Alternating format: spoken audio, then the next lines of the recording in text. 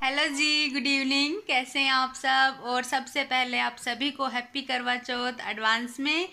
कल है करवा चौथ तो, लेकिन मेरी तैयारी अभी शुरू हुई है और सबसे लेट शुरू हुई है। आप सब लोग कमेंट करके पूछ रहे दीदी आप करवा चौथ पे क्या पहनोगे, और दीदी आप पीहर से क्या लेकर आए हो। तो मैंने कुछ भी नहीं दिखाया था, वो सब आपके लिए सरप्राइज था। सब कुछ सरप्राइज इसलिए रखा, मैंने सोचा जब तभी दिखाऊं जब सही टाइम आएगा नहीं मेरे अनुसार।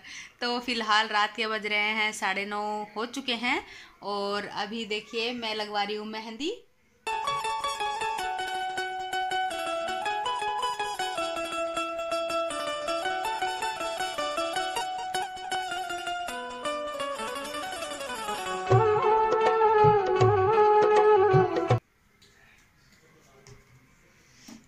बेटा आप क्या कर रहे हो?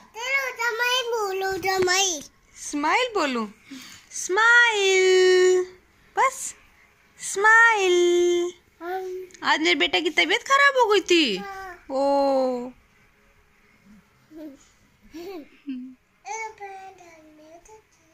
हेलो फ्रेंड्स, ये यस्सु। और आज कोई व्लॉग नहीं आ पाया क्योंकि यस्सु की तबीयत बहुत।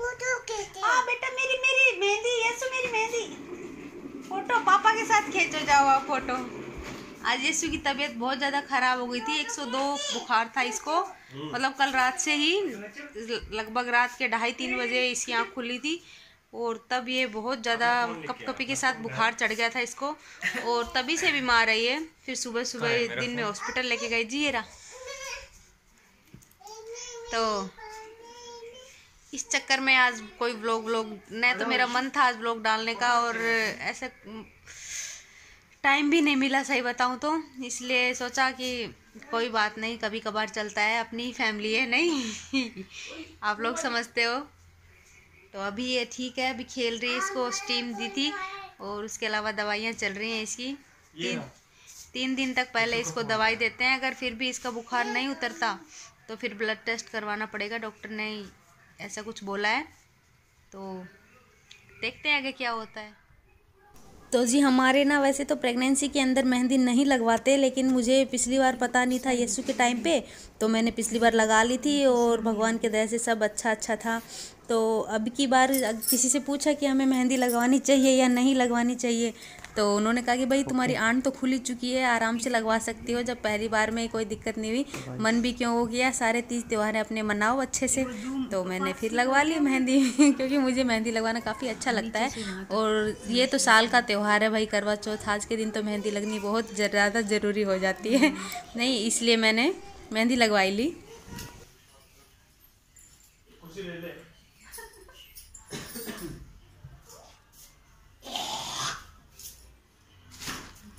पानी सुनेगा बैठ जा।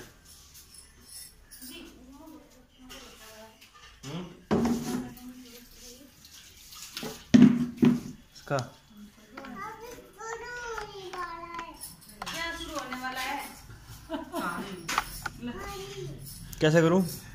पानी शुरू होने वाला है।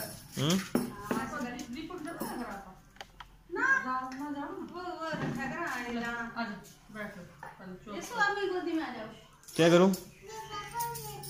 अरे कितना ऊपर करूं? बस ठीक है, बिल्कुल बैठो। तो जी जो भी हमारी पूजा होती है ना, उसके अंदर ये वाला ओढ़ना ज़रूरी हो जाता है, क्योंकि जो भी लेडीज़ माँ बन चुकी होती है उसके लिए ये पीलिया, और जिसकी शादी हो चुकी होती है ना, और जो माँ नहीं बनी हुई होती है अभी, तो वो ओढ़ती है चुनरी।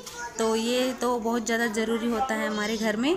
तो इसलिए आज कथा में काफ़ी ज़्यादा इसीलिए विघ्न हो गया, थोड़ा लेट हो गया, क्योंकि मेरा पीलिया ही नहीं मिला, मुझे बड़ी मुश्किल से मिला है, सब कुछ ढूंढ ढांड के कहीं से पता नहीं।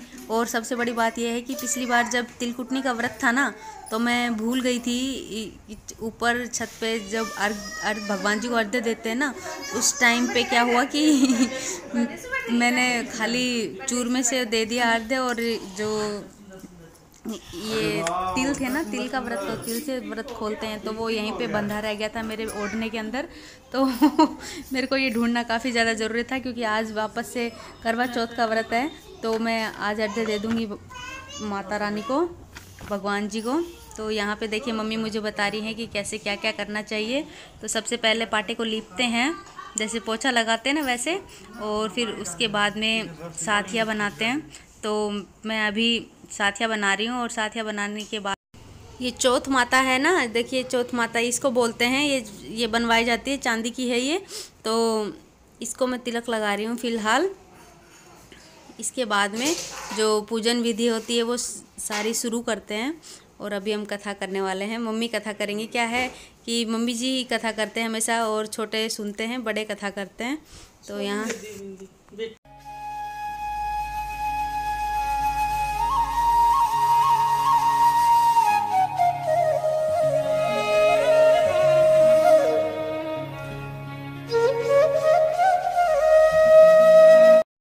और जो साइड में जो अभी करवे रखे हैं ना, ये खांड के बनते हैं।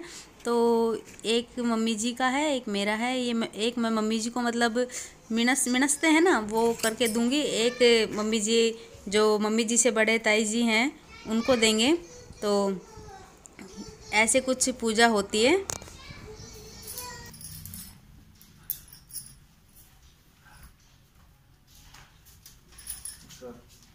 कितना है देख ले, तेरा दाना ले, मैं दिख रहा है कितना है तेरा।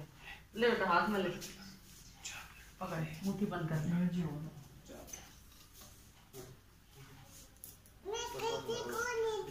अब साथ कर दे, तेरा रख लो। हाँ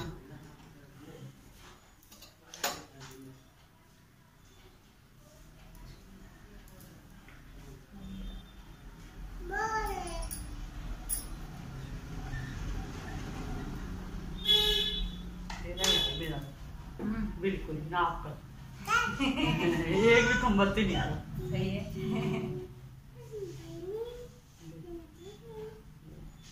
ये दे, एक भी खम्बत्ती नहीं है, एक भी। पूरा पूरा पता है भगवान उसमें काम मनोकामना पूरी कर दिया। और के जय गणेश महाराज की जय हो, जय हो। अब साथ होकर एक छाबड़ी कर दी, एक साथ होकर दी।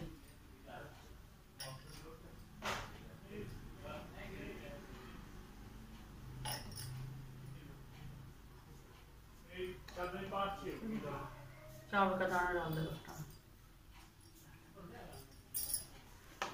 ज्योत माता की किसी समय में वेद शर्मा नामक एक विद्वान ब्राह्मण रहता था, जिसके 7 बेटे और 7 बेटी थी।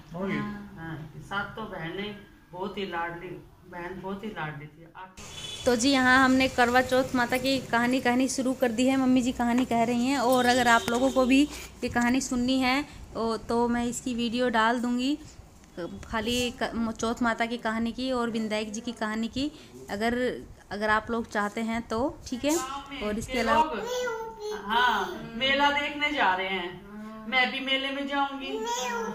हाँ मेरी प्यारी लाडो है तो मेरी। मैं भी मेला देखने जाऊंगी। माँ बोली वहाँ पर बहुत भीड़ होगी, कहीं गिर के पड़ जाएगी, चोट लग जाएगी। बेटी माँ से माँ की बात नहीं मानी, तो माँ ने बेटी को 2 लड्डू, हाँ 2 लड्डू और घंटी में पानी देकर कहा, एक लड्डू गणेश जी को दे देना, एक लड्डू गणेश जी को दे देना, और एक तू खा लेना और पानी पिला देना।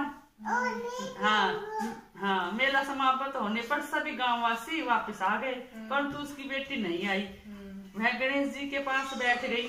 एक लड्डू गणेश जी, एक लड्डू पानी गणेश जी तुम खाओ पियो, एक मैं पीऊंगी और मैं खाऊंगी।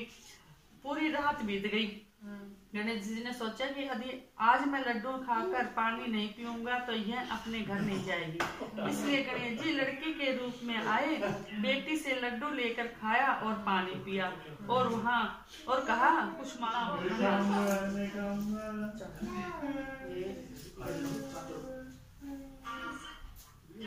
यो देख सही हिसाब से है, मन 13 ले 11 बच गया, 2 में गिर दिया, एक ML लगा।